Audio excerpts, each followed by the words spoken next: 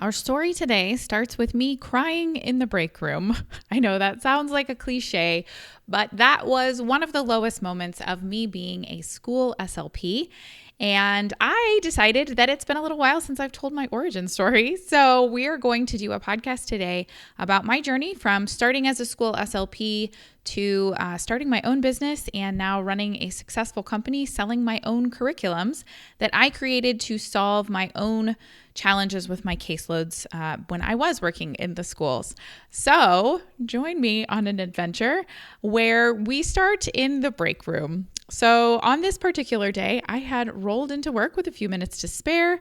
I glanced at my email and holy smokes, there were a lot of emails in there, but I saw one that we had a new student in so-and-so's class. Awesome. I was running circle time in there today. So I made a quick mental note, skimmed the email, and then got to work. So I went in, did my circle time, made sure to help that new child feel welcome and included. Thought it was kind of weird that he was sitting way in the back of the room, but I asked him some questions and included him in the group. Okay, well, apparently that was the wrong thing because the teacher of that class called me out in front of everyone, told me I wasn't supposed to be interacting with him. So I was a new SLP, not entirely confident in my skills yet and totally flustered by this, but made it through, got through my circle time. And then as soon as it was over, I went down to the break room to try to decompress and regather myself. But that particular teacher was also at the end of her rope and overwhelmed and stressed out like I was. And she followed me down and chewed me out real good. And so that didn't go well either. She was, basically like, why didn't you read the email? It clearly stated we weren't supposed to interact with him. I believe there was some conflict with a parent and he was only supposed to be observing. So that's why he was at the back. And had I had the time to sit down and read that beautiful email that was written to me, I would have known that. But I didn't because I was overworked, I was stressed out, I was barely keeping my head above water, and I didn't have time to really dedicate the time and thought that I needed to figuring out this new situation that was unfolding right before my session. The bigger piece here, we were both overworked and stressed out, me and this teacher. We both had faults in this situation. And so much of that comes down to I didn't feel like I knew what I was doing. I didn't know the best way to help my clients. She was also new. She didn't feel like she was doing the best. There were definitely times that we were at odds and not communicating well with each other. And it all just came to a head on that one particular day. And that is how I ended up crying in the break room. And I remember thinking there has to be a better way. Why is this so hard? And this is something I hear from our community and my followers and my members all the time, is it's just so hard. And so much of that comes down to not having good systems. We get all this theory in grad school and then we get out in the real world and we go, well, now what do I do? Because there's so much in our field and there's so much that we cover and every child is different, et cetera, et cetera. So now we're going to flash forward to another aha moment. And this one is a much happier one. I promise there's no crying involved. This was a time shortly after that where I was at the Missouri State Speech and Hearing Association convention down at Tantera, if any of you have ever been there. And I remember I was in the smallest little room and there weren't even that many people in the room. But the SLPs that were presenting were talking about a social skill group that they were doing. And they were talking about how they had these, I want to say they were teens, maybe tweens, maybe younger teens. But they were talking about how they would take these social skills and they would break down these skills into just the smallest possible steps for teaching those skills. And then they would teach those steps with scaffolded support. And I don't know why, but it hit me that day. Everything suddenly clicked. It was like I could see all the gears working behind the scenes, right? The idea of taking these larger complex skills that I didn't really feel like I understood how to teach and just saying, okay, what is a step-by-step process that will take them from where they are right now to mastery without having to expect them to jump in through this big hurdle and do this complex skill all at once, right? It was this idea of stepping them through it. And I realized that this was the piece I was missing. My job felt so hard because I was constantly just piecing together random activities or ideas I'd learned, something I saw online, and I didn't have a system. I didn't have a way to take them from point A to point B in a systematic manner. I didn't understand how to get them to the finish line. And so I constantly felt like I was failing. I constantly felt like I was overwhelmed, like I was spending all of my time trying to come up with new activities or new ideas. And suddenly this one aha moment in this tiny room in the Tantera Resort in the Lake of the Ozarks, Missouri, I suddenly had a roadmap in my head. I could see how these pieces all fit together to make these therapy plans. And that was the beginning of all of these curriculums and the speech and language kids and all of this stuff that I've been doing for the last, 14 years, something like that. So at this point, I already had an entrepreneurial spirit. As a teenager, I was selling things from my parents' basement on eBay. I was always looking for ways to not necessarily make money, but just I liked being able to help people in that way and then seeing that exchange. Okay, so I already had this entrepreneurial spirit. But here's the thing. No business sense, no business background at all. None of this was included in grad school.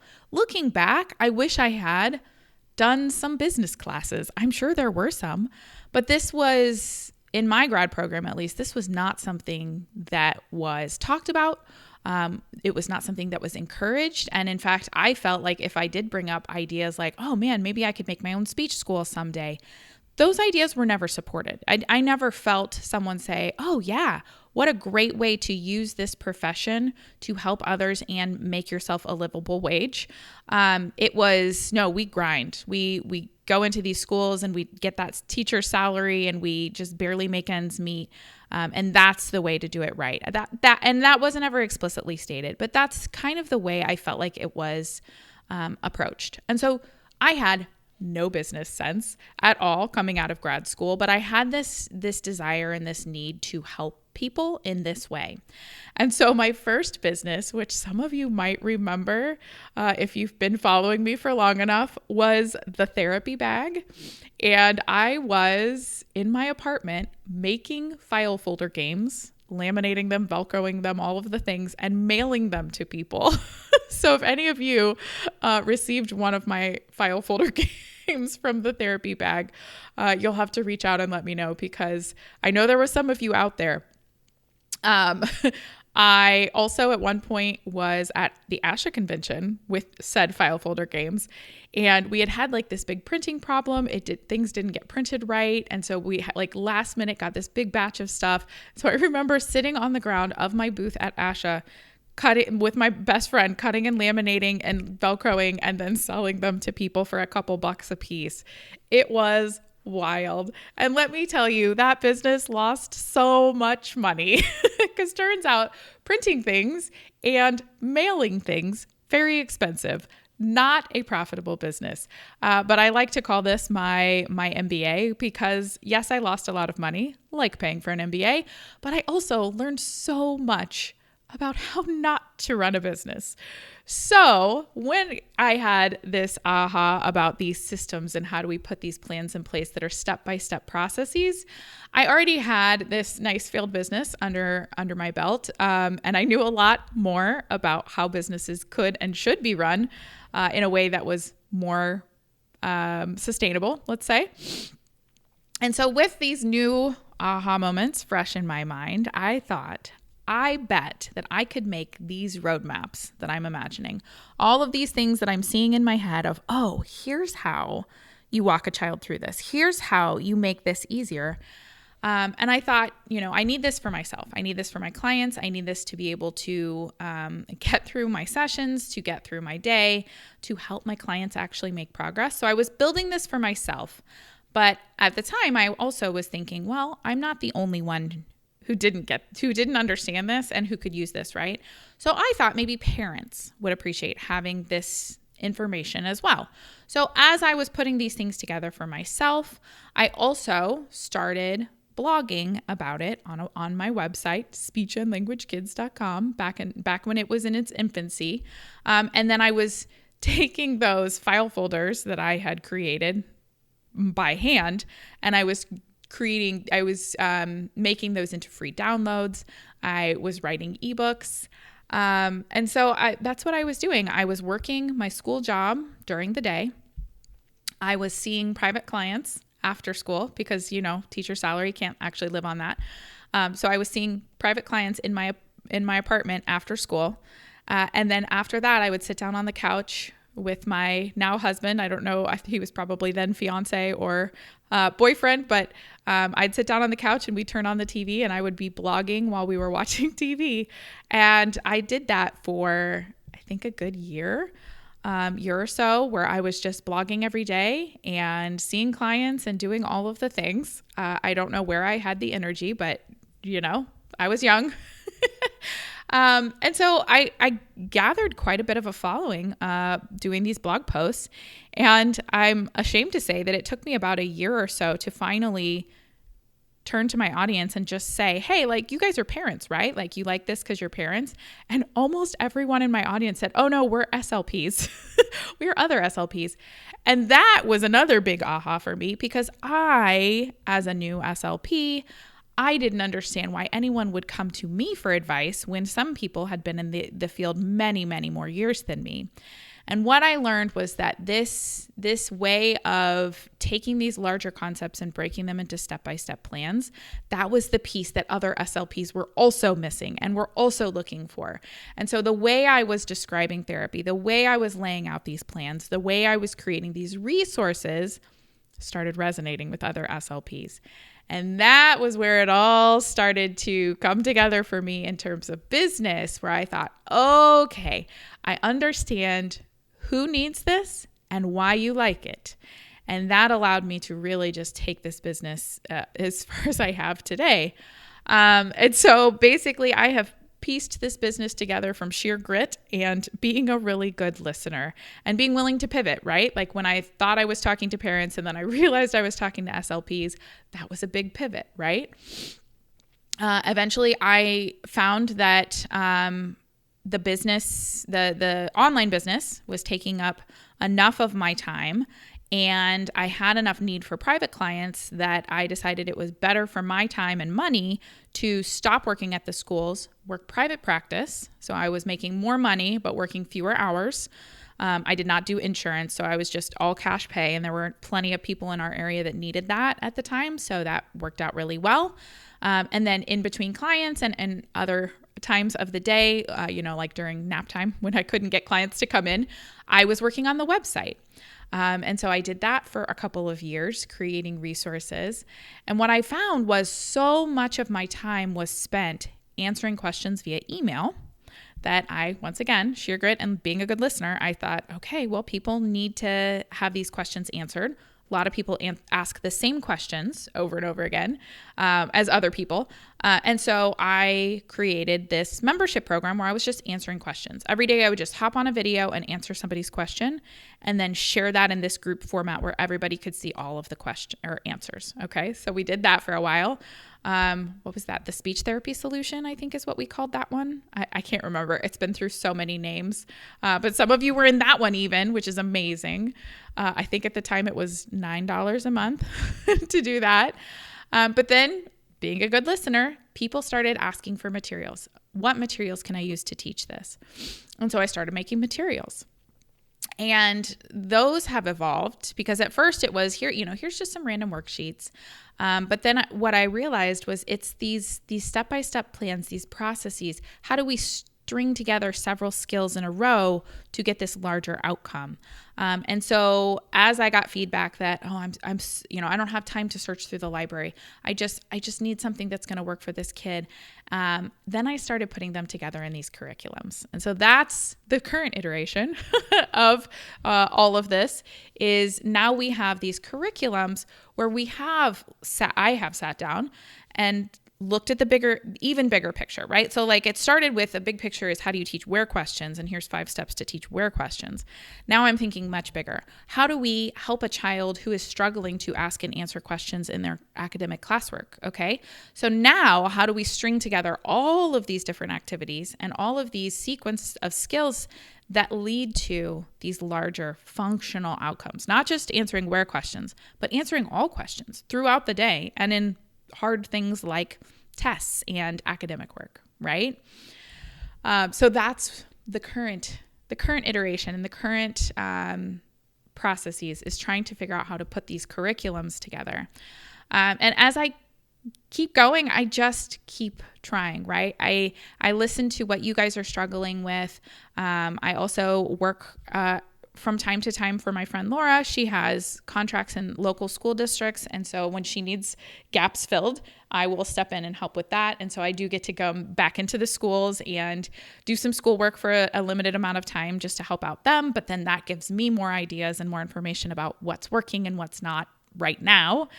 And I just keep learning and I keep looking for even better ways to support all of you because I can't do this without you guys. You guys are the ones that keep me going and you tell me what you need, and that helps me to create better things. Right now, I'm super interested in how we can integrate technology into our platform. There are so many amazing technologies that are advancing so quickly, and I really want to figure out the best ways to use those to make your lives easier and to help our children make even faster progress. So that's definitely something that I'm super interested in and excited to kind of piece together as we go through. But yeah, it's just been a crazy adventure of figuring this out as I go along.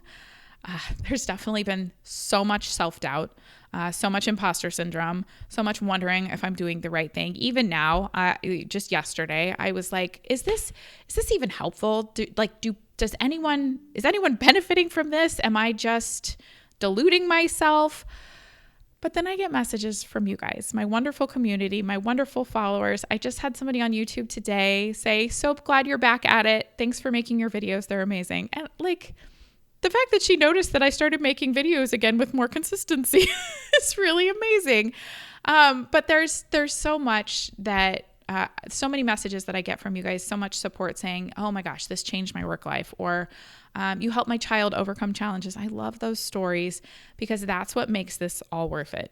Being a business owner is a crazy roller coaster of feeling like you're on top of the world one day and feeling like you have destroyed everything the next, and it's hard.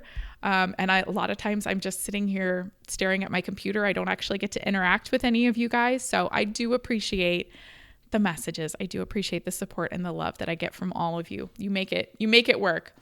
I don't feel like I'm the best at this. I wish I was better. I wish I was a better entrepreneur and a better business owner. I wish I was a better SLP, but I am doing the best that I can with the resources I have available, and I will never stop learning and never stop trying to better myself and my programs and my business. And I really cannot do this without you, my community, telling me what you need, supporting me as I stumble my way through learning a business world that I never really intended to enter. So thank you all, to all of you. Thank you for listening to my story today. And I can't wait to see what we build next. Bye for now.